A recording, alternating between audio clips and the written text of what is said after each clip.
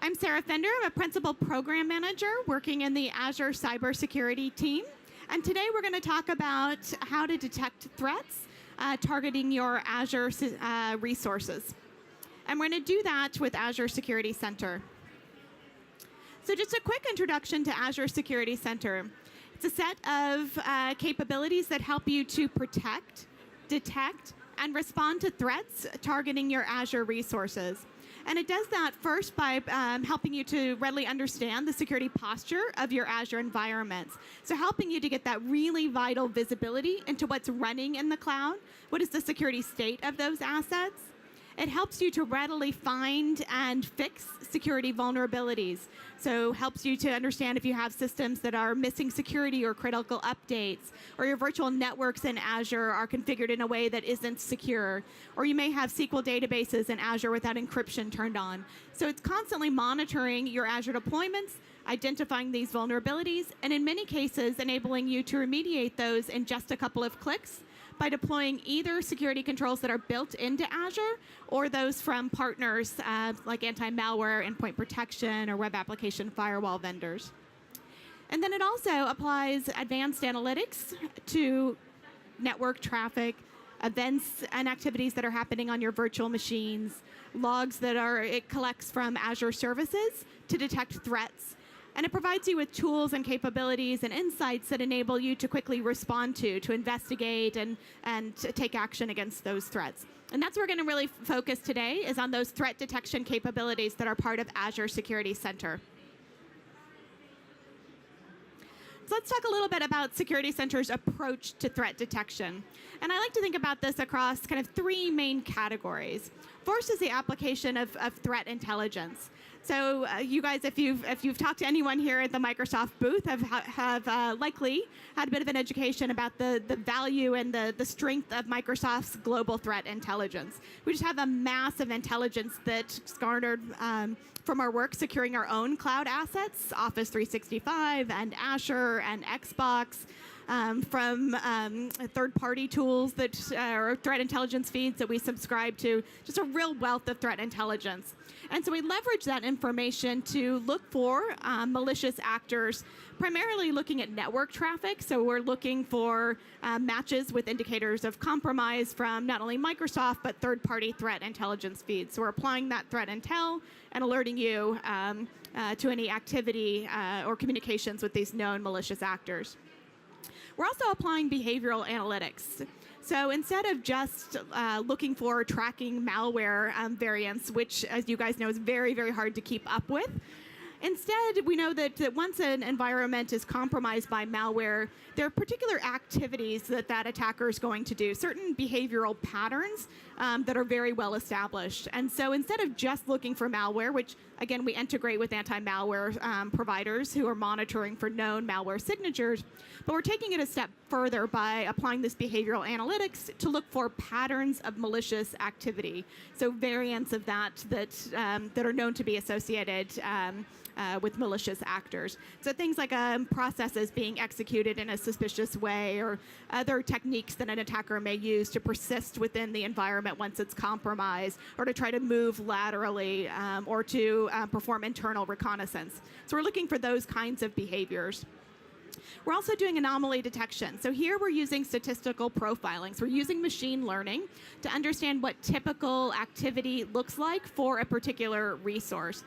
So what does that baseline of activity look like? And that enables us to alert on deviations to that baseline. Now, not just any deviation, because that could create a lot of noise, but when that deviation aligns to a known attack vector, that's when we'll alert on that. And again, we're doing that, this kind of intelligence, or this threat detection, by monitoring your network traffic, also events that are happening on your virtual machines and Azure services, so kind of looking across your environment. We also have the benefit of what we like to think of as cloud wisdom. So we're able to leverage data from multiple levels within the Azure platform to increase or decrease the confidence of these activities that we're detecting. So we can look at the resource level. So what's happening with a particular virtual machine, let's say, across all of the resources inside your particular tenant and across all of Azure. And we can use those insights to do a better job identifying whether an activity is a true positive, a true action taken by a malicious actor, or just normal behavior, a false positive. So an example would be a suspicious process was executed on a VM. We could alert on that, but wait. We can also look to see how many times have we seen this process, the full path plus the parameters at the resource level. Once, that's kind of suspicious. We look at the tenant level, we see never. That's also pretty suspicious. But then we can look also across all of Azure, and we see that thousands of customers are running this process, from which we can derive that this particular process may in fact be benign. So we could make a call on this particular process, not to alert on that, based on what we're seeing across the platform. It's the benefit of cloud wisdom. So we're also applying those techniques or approaches that I talked about earlier across the kill chain, right? So we can't just be focused on, locking down the front door, let's say, but we need to assume breach and be monitoring and detecting for threats across the kill chain. And so just some examples of the kinds of things that Security Center is detecting, starting in the target and attack phase. So here we're monitoring network activity and detecting brute force attacks, RDP, SSH, FTP, and many others. We also have visibility into application and DDoS attacks and intrusion detections by integrating alerts from partner solutions, so web application firewalls and next generation firewalls. An example of this is RDP brute force attack, which is using anomaly detection, which I mentioned earlier. So here we are using machine learning to understand what typical connection activity looks like for a particular virtual machine, and that enables us to much more effectively alert when we see anomalies. So if typically there are 50 access attempts or sign-ins to a particular VM per day, today we see 1,000. We know that's malicious activity and can alert on that. As we move into install and exploit, here we have insight into known malware signatures through integration with our anti-malware and endpoint protection partners. We can also monitor for in-memory malware and exploitation attempts. Talk a little bit more about that in a moment. Monitoring for suspicious processes, lateral movement, internal reconnaissance, suspicious PowerShell activity, and much more. So looking, a lot of this is based on that behavioral analysis that we talked about a minute ago, looking for those known patterns of behavior. So one example that I wanted to highlight here in the install and exploit phase is the analytics that we have that's detecting in-memory malware and exploitation, failed exploitation attempts using crash analysis. So Microsoft has this incredible asset, which is that we've been collecting Windows errors for many, many years across many, many devices. And so over time, we've really drilled down to investigate the types of errors that we're seeing and what was causing those. And we realized that there are some particular patterns, particular indicators that are often associated with brittle malware or failed exploitation attempts. And so now we're able to collect those error reports from your Azure virtual machines and run the same analytics on top of those and use that to detect attacks. And so here we see an attacker gains access to a virtual machine, tries to execute some code, but that process was a bit brittle. Maybe an update resulted in a change that caused that malware to fail. So it generated this Windows error report. We analyzed that and are able to surface an alert. This is a really, again, an amazing asset that we have, and it's particularly useful in that it can detect things that don't have known malware signatures yet, and there are many examples where it's been able to do that. And then if we move into that post-breach phase of the kill chain, here we're monitoring for communication outbound to a known malicious IP address, which could indicate that that resource is compromised and communicating with the command and control center or exfiltrating data. We're also looking for compromised resources that may be used to mount additional attacks. So it's pretty common in the cloud for attackers to try to harness the compute power of virtual machines, cloud services that are running in the cloud to execute other attacks. So to do outbound DDoS attacks or outbound RDP attacks and those kinds of things. So we have a lot of analytics in place that are monitoring for that kind of outbound malicious activity, which again would indicate that your resource had been compromised and was being used by an attacker to try to mount another attack. So a good example of this, and one that I think also speaks to the benefit of the graph, the Microsoft Intelligent Graph, is that here we see an attacker has gained access to a virtual machine, and they begin to use that virtual machine to send spam. So we've applied machine learning. We've detected that there's a spike in SMTP traffic coming from this virtual machine. But we don't necessarily know on the surface if that's a legitimate email campaign or an attack. And so we then check, we correlate that traffic with Office 365, who has a ton of insight into what's spam and what isn't. And so we're able to much more effectively determine whether that spike in SMTP traffic that we detected was the result of an attack or an attacker trying to send spam. And so then we can much more effectively alert on that. And because we are a cloud service, we can provide kind of a continuously updated set of detections and algorithms. So we have a team of data researchers and scientists that are constantly monitoring the threat landscape. They're sharing signals and insights across Microsoft products and services, working with specialized teams like the forensics team within Azure or the web attack detections team. And as a result of that process, they're constantly tuning existing detection algorithms and spinning up new ones.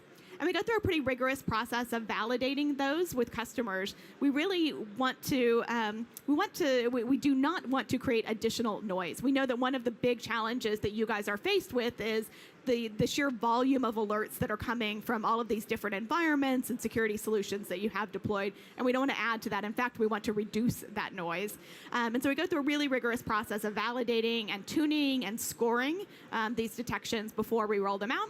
And through that process, we sometimes learn new things, which inform our detection algorithms and enable us to even improve those further. So pretty rigorous, kind of continuous process there. So here's a quiz for you. There are 99 alerts waiting for review. Which alert do you review first? The alert that was triggered last? The alert that targets a valuable asset?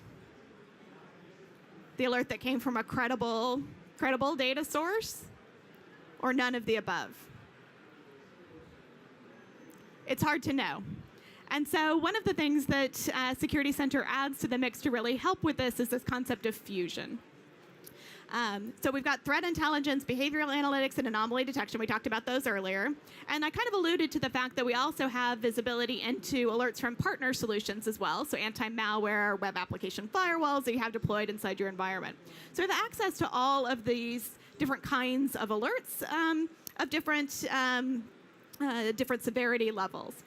And so what we do then is apply fusion. So we combine events and alerts and map those across the kill chain so that we can give you a much higher fidelity, much more actionable incident that includes all of the steps the attacker may have taken as part of that attack campaign. So we fuse those all together into one incident. And this helps with two things. First, it helps with helps you to prioritize and to know, where to focus first and to be able to react more quickly because you can see the steps that the attacker had took as part of that campaign. And it also enables us to do a much better job of reducing noise. So there are some cases where a particular alert might get triggered and consumed by Security Center, but we may not alert on that. So we see an activity that looks kind of suspicious, but the fidelity level is not high enough that it's not actionable enough as a standalone. But if we see other related activity from partners or other detections that are generated by Security Center, if we see other activity that we can correlate with that, it can increase the fidelity level of the one alert. We can put that together into an incident and reduce the noise while providing you with much more concrete, actionable security incident. So I'm going to do just a quick demo here of what that looks like inside of the Security Center interface. So we're looking at here a security center. And again, we didn't talk a lot about the prevention capabilities, but you can see, get insight into the security posture of our environments, our virtual machines and networks and databases and storage accounts. We get actionable security recommendations that help us to improve our security state, policy, and much more. But where I want to focus here for this discussion is in the detection section. So here we surface to you a prioritized set of security alerts. You can also get access to these alerts in other channels as well. So if you don't want to use the Azure portal for that, maybe you have some existing tools that are used by your incident response teams or your security operations centers. There are REST APIs that enable you to get all the information we're looking at integrated into those existing systems. We also, in Azure, have a log integration capability, which syncs this data with your security information and event management system. So if you're running Splunk or ArcSight, we can continuously sync alerts from Security Center and feed those into that system if you're using that as sort of the hub for incident response. So here in Security Center, we see this list of prioritized alerts, and also we see incidents. And you'll notice that there's a mix of those that are detected by Security Center and those from our integrated partners. In this case, we're seeing that malware was detected by the Trend Micro Deep Security Agent, which is integrated within our environment.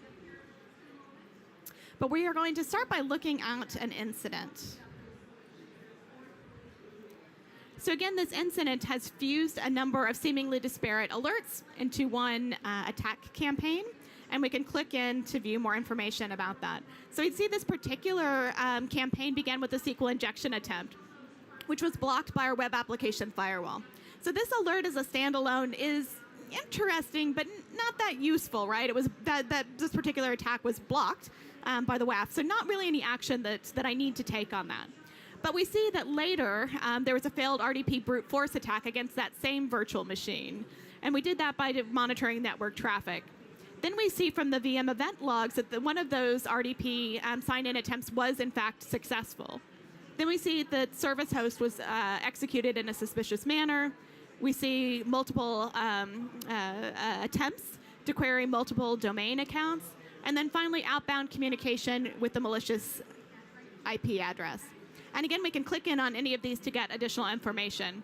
So here we can see what happened, when, what was the severity of that, which resource was being impacted, what port, which users, and some information or recommendations on how to remediate. Another thing, though, I wanted to point out is the built-in threat intelligence reports. So we talked about using threat intelligence to detect attacks, but we also provide you, when we detect an attack against from a known malicious actor, we include a threat intel report. So you can click on these reports to get additional information about this attacker's known objectives. Are they targeting PII or known to be executing ransomware attacks? What are their tactics and techniques? So you can use this information to inform your approach to response. Very, very valuable. One of the challenges about threat intel is applying that in useful ways within your organization. And so here, in the context of an active threat targeting your environment, we provide you with that insight and threat intelligence that you need to respond efficiently.